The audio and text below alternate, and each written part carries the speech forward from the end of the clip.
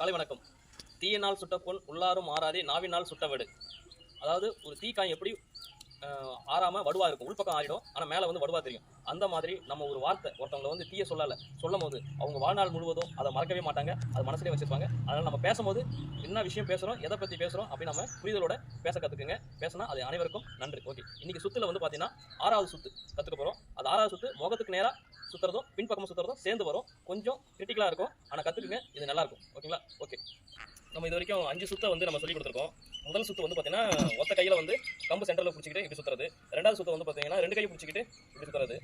3வது சுற்று வந்து பார்த்தீங்கன்னா வெளியிலிருந்து இது முன்பக்கம் சுற்றுறது. அதே வந்து 4வது சுற்றா மேலே இருந்து கீழே வரைக்கும் உள்பக்கம் சுற்றுறது. 5வது சுற்றா வந்து பார்த்தீங்கன்னா கை மாற்றி சுற்றுறது. சரிங்களா? இப்போது 6வது சுற்றா வந்து பார்த்தீங்கன்னா கை மாற்றி சுற்றுறதில்ல, பின்பக்கமாக சுற்றுறது.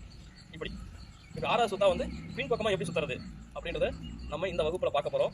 கொஞ்சம் ட்விஸ்டாக இருக்கும், கொஞ்சம் நல்லா கவனிச்சிக்கிங்க.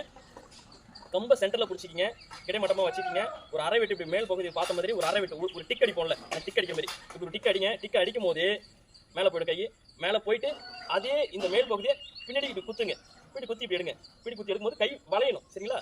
பாருங்க, இப்படி எடுத்துட்டு இப்படி குத்தி எடுத்துட்டு இப்படி இப்படி கொண்டு வந்துடும். அப்படி கை வளைஞ்சு சுற்றணும். சுற்றும் போது உங்கள் கீழ் இந்த உங்கள் கைக்கு கீழ் பகுதி வந்து பார்த்தீங்கன்னா முன்பக்கம் ரொட்டேட் பண்ணும், சுத்தம். இப்படி எடுக்கணும், அவ்வளோதான். இன்னொரு சேர பாருங்க. இப்படி போயிட்டு இப்படி பின்னாடி கொடுத்து ஆடு முன்னாடி எடுக்கிறேன். அப்படி போயிட்டு அது பின்னாடி கொடுத்து ஆடு முன்னாடி எடுக்கிறேன். கீழ் பகுதியை மேல் பகுதி பின்பக்கம் கீழே போனவுடனே கீழ் பகுதி மேலே வந்துடும். மேலே வரும்போது அப்படி எடுக்கணும், அவ்வளோதான். இதை வந்து கை மாற்றியும் சுற்றலாம், 2 கையிலையும் ப்ராக்டிஸ் பண்ணிக்கிங்க. சரிங்களா? இந்த லெஃப்ட் உங்கள் இடது கையை மாற்றினாலும் அதே ஒரு டிக்கு அடித்து பின்னாடி கொண்டு போங்க. இந்த மேல் பகுதியை பின்பக்கம் இப்படி சுற்றுங்க.